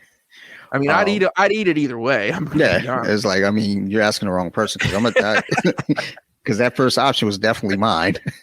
But you see what I'm saying, right? Yeah. So Randy Couture was a light heavyweight champ at one point. Bulked up to get the heavyweight title. Or I don't even say bulked up, but because they cut weight for the divisions, which is goofy, but whatever. And Randy Couture is one of the lighter heavyweight champs, obviously. And same with Cain Velasquez. He wasn't a really heavyweight either. I think he was in about 220, 230. But then the heavyweights, you had the old heavyweights like again, Heath Herring. These are big boys in the 250s and 260s, but they weren't like Brock Lesnar, who was fucking cutting down to 265 and he was jacked. And the thing is, people, once Brock came in, the heavyweight game kind of took a different turn, because you realize, like, wait a minute, like, we've got to really, like, we got to be like real heavyweights. We can't just be big, fat, sloppy guys. And then, you get him taking the title from Randy Couture, because, I mean, again, that was the heavyweight champ and well-deserved. Brock comes in, takes the belt from him. He gets his rematch against Frank Mir, because Frank Mir was the interim champ. Like, whatever, I can't remember like the exact fuckery timeline there, but he got that rematch with Frank, and he was like, there's not going to be a second chance for this guy to fucking catch me. I'm going to beat the shit out of him. He wins that fight. Then he defended against Shane Carwin, who was also just as jacked as he is. So that's where we were like really going to get to see, like, okay, is this style of heavyweight really, really the move? Which, Brock survived. Shane Carwin gassed out, because Shane Carwin had never been to the second round until that fight. And it was supposed to be a 5-round fight. So, Shane ended up getting choked out. And then Brock fought Cain Velasquez, who Brock outweighed him by about 40 pounds. But Cain was like, yeah, okay. Yeah, I hear you, but do you hear these fists? Right. So, I mean, but Brock had, a background with wrestling, and that's a huge advantage. Especially, right. I mean, he was a world-class amateur, which is the silliest thing they call those, amateur and professional. But anyways, yeah. But him coming in was, no surprise at all. And Brock was that kind of guy. He always wanted the next challenge. He needed to be challenged. He tried out in the NFL. He was, went to the WWE. Became champ there. He's a specimen. His fucking masterpiece. It's like, Jesus Christ, look at this guy. He goes to the UFC, wins the title, came back to the UFC and beat Mark Hunt, who is, a pretty, fucking good fighter. And granted, they're like, okay, he popped for something. I don't, whenever someone tests for anything, it's like, how much did that, whatever they tested for, help? Like, what did it help them with in the fight? Right. Versus, their training. And I'm not justifying, usage of any kind of, supplements, human growth hormones, steroids, EPO. I'm not justifying that at all. It's just, was it a trace amount? What are we talking about here?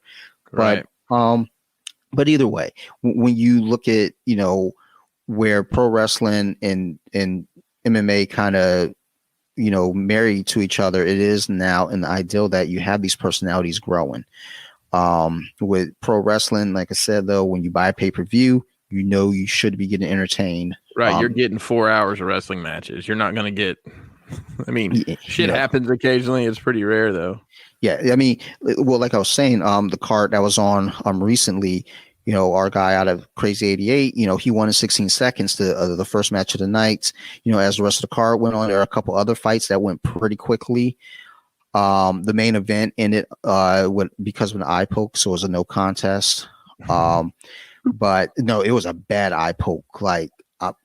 I'm getting fucking chills. That shit was horrible. Ugh. But with MMA, paying $70 for a pay-per-view, it's like it's hit or miss, because I bought the card that had 3 title fights on it, and the first title fight ended with an illegal knee. Like, the guy was down, he still got kneed in the face anyway. He won the belt off the disqualification, which is different from WWE, because you can't win the belt because of a DQ. Right, exactly. Well, I mean, how funny would that be if you I'm going to lose this fight. Let me punch you in the nuts, or jump off the top rope, or. Because I always thought that with wrestling when I was growing up. I was like, well, if they can't win the belt through DQ, I would just go in there and get DQ'd every match. And then I realized, like, oh, wait a minute. Like, that's predetermined. Never mind. Sorry. It's funny. We'll circle back around. We were talking about those big $10 and $12 payouts. And I'm just falling down the UFC rabbit hole here on Wiki, and they've got reported payouts for like the more recent stuff. I had no idea these guys were making this kind of money. Yeah, it's well. So now, I've never heard of these guys, like Justin Gaethje. Justin Gaethje. Yeah, so he won and got $350,000, and Tony Ferguson lost and got $500,000, which I'm sure it's just written in his contract. So the least anybody makes here is, well, this is lopsided. One guy, Greg Hardy, made $180,000 defeating Jorgen De Castro, and he only made $12,000. So Greg Hardy, though, that's the contract was, that's a name, because he played in NFL. Okay. And he basically got kicked out of NFL on, I don't know what's what, because to me he's a woman beater, if you ask me. But people are like, well, no, he's done his time, blah blah blah. I was like, okay, yeah, but he did it. And that's kind of the thing. And I know we shouldn't be like, well, people can't learn from their mistakes. I know that, but I have a soft spot when it comes to women and children. Sure. So, and I might say some like goofy shit sometimes about like females. I don't mean it. It's like, me being dumb. Like, I'll say to my wife, like, didn't you just get the right to vote last year? Like, relax. Like, you're not making decisions in this house. My God. And we all know, like, she knows I'm fucking around. I mean, anyone who knows me knows that I'm fucking around. But, I say goofy things, but when it comes to women, though, I am, like, if you have a history of like, well, he hit his ex-wife. He's a changed man. He's never raised a hand to his new wife, and they've been married for 20 years. It's like, okay, it's still in the back of my mind. You're probably a dickhead, but you've been a good dude, for these past 20 years. All right, whatever. Like Greg Hardy, that's still fresh. That was, right. He apparently, I don't know what. I don't want to go into the details because I don't, number one, know them really, because they're different stories. But basically, he's a big name coming from the NFL. So I'm sure that contract got negotiated that way where he was going to make that money. And it was probably also he got paid X amount to show and then the rest, X amount to win. So he won. That was probably what that was about. Versus if the other guy won, he would have made probably 24,000 and Greg Hardy would have made, 90,000, which is still lopsided, but yeah, there's money, in the sport, and it's when you start really looking at it. So the fighters used to have sponsors, and they wear the sponsors on the shorts. Yeah, they don't do it anymore. Yeah, they don't do it anymore, and a lot of fighters are getting paid a lot of money. They took away the sponsor money, so UFC had the contract with Reebok, and I don't know what the structures are now, but it's good to see that, someone like Justin Gaethje is getting paid pretty well, and Tony Ferguson is getting paid well. So I'm looking like, and of course this isn't listed for every single one, but like this when was this show? September 27th in Abu Dhabi, they had a fight. Yeah. The buy rate was 700,000. That's crazy. So yeah, that's I didn't think they were up that high anymore. Well, and COVID. I mean, ain't a lot going on. True. Folks out there. Because on the wiki, yeah, it used to have the buy rates for them, and I remember I used to always keep track of them. I was like, all right, because the Brock fights were always like at least 500,000, at least, if not 1 million. So I was like, okay, you obviously know that's a draw. George St. Pierre was always like 500 some odd thousand, if not 700,000. But like on the other side of that, this is probably one of the last ones they had before shutdown. This was February 8th. It doesn't list the buy rate, but the gate was $3.5 million. So they're not doing that. It's like I said, like I had a list of questions, but it's like, okay, well, I mean, if you want to rapid fire some of those here at the end, I mean, if it's something I can answer about wrestling or whatever you want to do. I guess like the big last one, as it's kind of a wrestling theme going into WrestleMania. My one question, out of the current roster, if you can make a WrestleMania match this year, just a dream match, I guess, if you will, who do you want to see on that? On the WWE out of the WWE current roster? Correct. Oh man. Let me think that through. Let me give somebody some shine that hasn't gotten it in a while. Gee. I tell you what, I couldn't think of his name earlier, but Andrade. Yeah, that's it. Andrade and versus Ricochet, man. I think those guys, because they both got that lucha influence. Yeah, give them 7 minutes on a pre-show. Even I think that's a high flying match. It is. It is. I mean, there's so many guys right now that I don't say they're overused, but you know what? Like right now, I have no interest in seeing. I always call him Bring Strong Hands, Braun Strowman, and Shane McMahon. I'm like, oh, fuck, I don't even want to sit through that. I'm gonna go outside and I might start smoking just so I can go outside and smoke during that match. Yeah, no, I agree. Yeah, it's like, and you got all. Why Shane McMahon? Nobody's paying to watch. Have you ever met anybody that's like, dude, did you see that Shane? After he got done being, oh yeah, he's gonna fall off something high or jump across. I understand that you're fucking 50 years old. Chill out. Nobody wants to see you do that. It's like with my limited tune in to the shows, I forgot what time of year it was, and I saw Shane McMahon. I was like, oh yeah, it must be WrestleMania. If I can book a match outside and use people from different promotions, I want to see, and I have a time machine. I want to see 1996 Rey Mysterio Jr. versus 2020 Ray Phoenix. I like it. Do you know who he? Are you familiar with him? Yep. Incredible, man. I just became aware.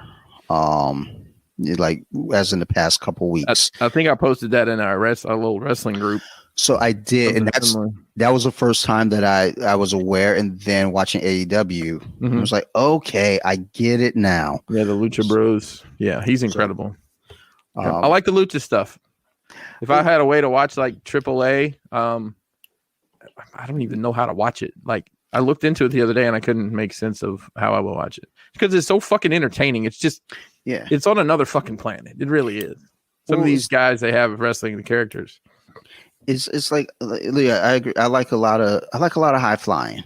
Not like too much, but I like, that movement. It's just, it's fast paced, it's action, it's go. I mean, that's like, the early 2000s when you had the Hardy Boys and Edge and Christian, those matches, it was always just, you knew you were going to be entertained. So, that's where that kind of comes back from with me. And then even earlier than Ricky Steamboat, his matches with Macho Man and, and then, Shawn Michaels, when he started to kind of really, grow, in that intercontinental scene. So, the smaller guys is when I say smaller guys, I mean, not like the Hulk Hogan's and the Kevin Nashes.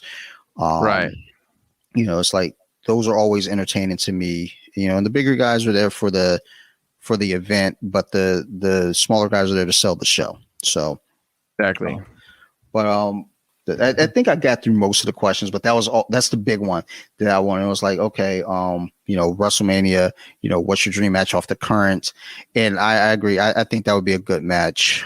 All right. So, thanks everybody who's been listening. Kris had to get out of here, take a personal call, but, if you're interested, check him out. He's actually does dioramas, and it's some really good work. It's something special. So you guys can catch him on Instagram at Crashbox Customs. And I'll put that in the notes for you all to catch on to. And also Kris is on a Nerd Rage Radio weekly with Bobby Skullface and Joe KW, who is also a past guest here with me as well, and sometimes Marilyn Phil as well over there, and occasionally me. So otherwise, thank you everybody for, as usual, listening, and just being a part of this experience for me. And if you ever have questions, concerns, anything, feel free to reach out to me. You know where I'm at, bjj.wiki on Instagram, Off the Mats Podcast on Instagram. Message me on either platform or either account. And I'm a friendly guy. Also, make sure to check out my friend Zach over at Student BJJ. As I've mentioned in previous episodes, the whole elite sports debacle that's going on, Zach has been a hell of a voice of reason within the group. He's just he's amazing. Like some of the points that he's brought up, his dialogue with the representatives at Elite, it's just been out of this world. He and JB, both of them, just everything that they've brought to the table, and then bringing in McDojo Life as well. If you're not following those guys on Instagram, please do. That's Student BJJ, Jits Bitch, which is JITS _bitch on Instagram, and then McDojo Life. There are several others within that with us, but those are the big heavy hitters that are really going at Elite Sports Company right now. So check those guys out. And otherwise, thank you again. You keep listening. I'm going to keep making these shows. Thank you so much. Bye, y'all.